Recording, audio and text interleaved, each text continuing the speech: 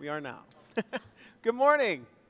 My name is Jason. I'm the associate pastor here at Crosspoint. We want to welcome you. There is a welcome card in the pew in front of you that you'll find, and you know it's a welcome card because it says welcome on it.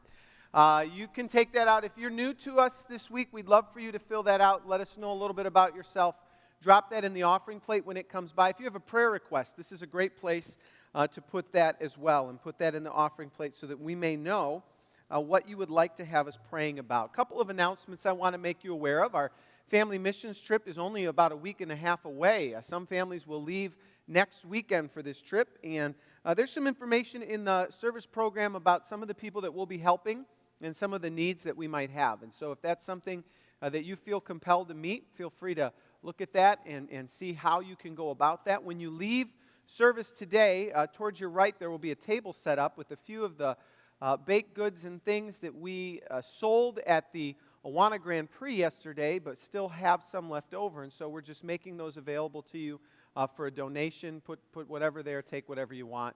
And so it's not a full-fledged bake sale. I don't want anybody to get too excited and leave right now. Nobody made a pie, but there will be things out there that you can pick up. Speaking of Awana Grand Prix, yesterday was our second annual Awana Grand Prix that we've had in the past 2 years. Second, get that? And we want to thank the Aldridge family and the Wegner family. I don't know if any of them are in here, but they put a lot of effort into bringing about yesterday's event. It was a lot of fun for the families that were here. It felt long for some of the families that were here too, but it was a lot of fun.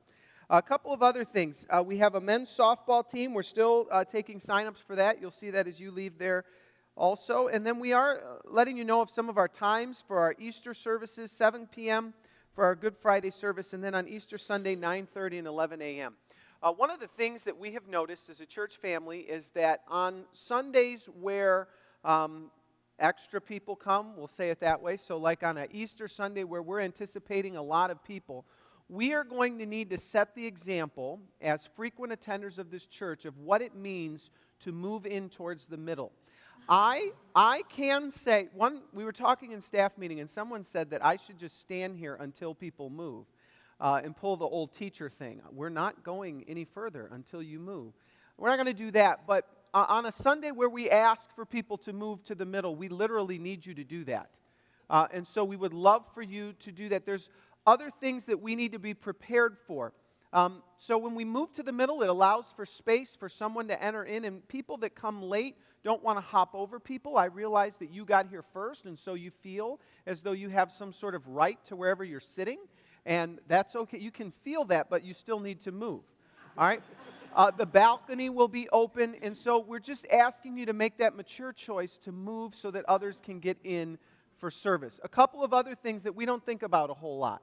But when visitors come to our church, there are a number of parking spots right in front of the building, prime parking that some of you get here early for. What we're asking you to do is the earlier that you get here, the further away we would love for you to park. I know that doesn't seem right. We're thankful that you're here early, but we want to leave space for those people who don't know our church, don't know Jesus, and really don't know how it works here. And so there's a lot right across the street that really belongs to a company over there that we use on a Sunday. If you're here normally, we're going to ask you not to park there. Because when newcomers pull down the street, they think that's our parking lot.